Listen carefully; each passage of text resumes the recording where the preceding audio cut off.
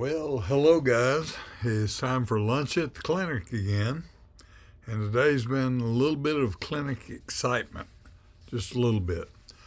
The people here who work with me, the nurses and the administration people and the other practitioners and the technicians, they think I'm a little bit weird. I can't understand what it is that causes that.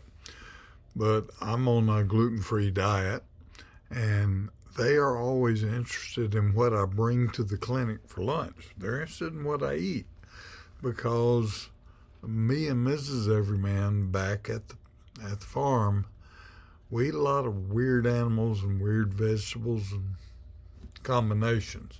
So they always ask me, "What'd you bring for lunch today?" Well, today I told them what Mrs. Everyman told me was, "I fixed you a hodgepodge." So I told them I have a hodgepodge for lunch. And they were like, "What's a hodgepodge? We've never heard of that. Is that an animal?" I didn't realize that people had not heard of hodgepodge. So hodgepodge, I also like etymology, which is different from entomology, which is the study of insects. But etymology is the origination of words in language. I love that stuff. So the first thing that happened today was my custom lunchbox blew out right here. I had a blowout, and I almost destroyed my little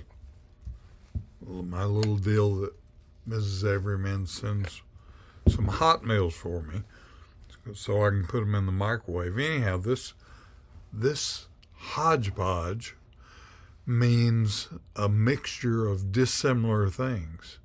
So really in cooking, a hodgepodge is just you throw everything in the kitchen at it.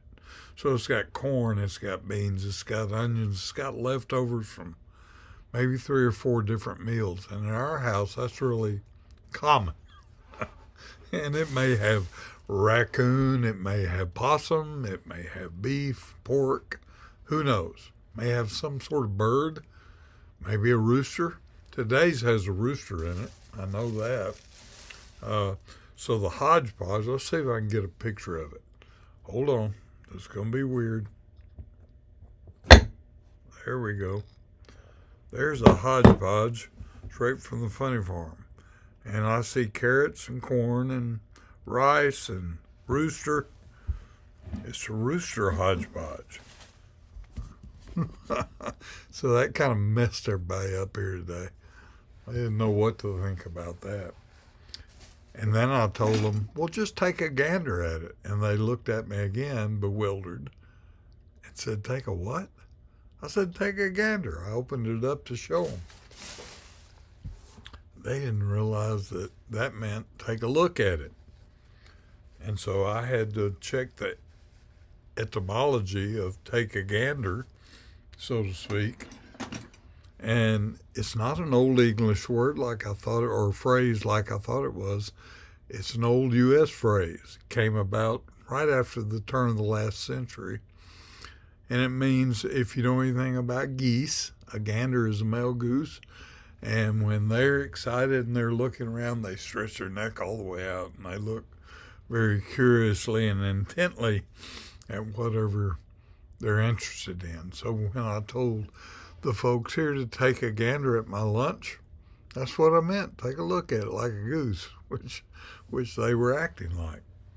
Oh well, so much for a day in the life of a etymologist.